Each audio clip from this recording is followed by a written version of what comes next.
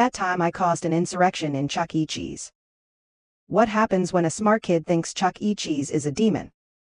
So this is back in maybe 1992, and I'm a hyperactive kid with a big imagination who's maybe a little brighter than I need to be. We're at Chuck E. Cheese, formerly a Showbiz Pizza, for my older cousin Pat's birthday. I'm forced to go because my dad is doing something else. I'm not sure what, but he just dropped me off. I never get to hang out with these particular cousins because they are related to my grandfather, who I will call Rolling Stone. Rolling Stone was my dad's dad, but my grandma was not his wife. Granny Billy was his wife. Dad got along with his half-sisters, but his brothers and some cousins always treated him a little funny because he was the other lady's kid, but he looked the most like Rolling Stone. Myself, my dad, and Rolling Stone all look eerily similar. Not sure why those guys were such successful philanderers, and I just never was good with women. Skips a generation or two, I suppose. Anyway, because of all this, it was a rare and momentous occasion for me to be around my cousins and my Auntie Wilma, who I adored. I also particularly loved that Chuck E. Cheese. No other one I had ever been to had that sort of maze in the back corner, adjacent to where all the animatronic shows were. I loved Chuck E. Cheese. I loved the games, I liked the pizza, and I even liked the Chuck E. cheap toys that would break the next day. What I didn't love was the mascots. I was petrified of them. Especially Chuck E. I thought Chuck E. was a damn demon with his cold dead eyes and disgusting body. Kids today don't know what the old Chuck E. looked like. Dude was nightmare fuel. I also thought he was a demon because he would be on stage and then teleport and be somewhere walking around. I was a smart kid, but I was a kid. So instead of putting two and two together, I decided that instead of it being a reasonable explanation, he was a demon spawn. Parents, be careful what you read to your kids at a young age. My parents were into fantasy and stuff. I read the Xanth novels from the age of 3. So all is well, I'm avoiding Chuck E. in the stage area and minding my own business, spending all of my coins on this new game, Captain Bucky O'Hare, that I was obsessed with trying to beat. Every time I'd run out of coins, I'd run back to the adults to get more. And every time there would be fewer adults. The kids were still around and playing. Everyone's stuff was still there. But the adults were missing. Now, I didn't get panicked about this until Auntie Wilma vanished and little Rob and Deed were still there. At first, I asked. No one seemed to know or care. They were all acting weird. I went around and asked the kids, and we began looking for them. Every adult that's still there is very weird and unconcerned that people have randomly vanished. We even went to look in the parking lot and they weren't there, cars still there, but not in the building. We went into bathrooms in the maze and all around looking for 30 minutes. Nothing. After an hour, we go to one of the adults and explain our situation. And the fact that the cheese now smells weird. We are worried something is happening. They just blow us off. So we went to the manager, some older woman who was mean as hell. We tell her we can't find our parents and that we are scared. I will never forget what this woman said. It's not my job to keep track of your parents, kid. They could have fallen off the side of the world, for all I know, don't care. How about you leave me alone and figure it out on your own? We were stunned. I was led to believe that an adult could solve all our problems. Then Pat says he last saw them talking to Chuck E. Demario too says his mom and dad had been talking to Chuck E. We go ask Chuck E. and he's all weird and vague and eventually tells us that's a secret and to go play. Now, a sensible child would have just done that. I was like way away, listening to the conversation. I wasn't trying to get close to dead eyes over there.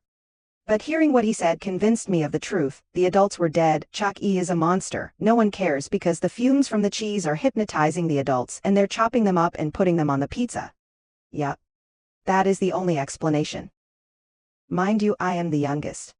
No one should be listening to me. But because I'm the smart one, no one challenges this stupid-ass idea. We go around and talk to the other kids. Ask them about their parents and the people who came with them. Of course, some adults who were once there were not. And we were able to convince most of them to help us get to the bottom of this. I do recall thinking like, rescue rangers or some shit. One kid, we'll call her Sally, suggested we go talk to Boss Lady, the manager. I looked that old bitch in the eyes from across the store and scowled. I remember saying, she said to figure it out on our own. I bet she's one of them. No, I could not properly explain who they were. But trust me, they're bad, and they're cutting up your parents and feeding them to us on the pizza. I was asked why the other adults didn't notice, and my response was the cheese, the smell is hypnotizing them. I guess I said the shit with such confidence the kids just went along with me. So, first we needed to arm ourselves. We pooled our tickets and got those yellow plastic bats, jump ropes, water GNS, and small knockoff super soakers. We filled them with water, soda, and hot pepper flakes. And we armed ourselves.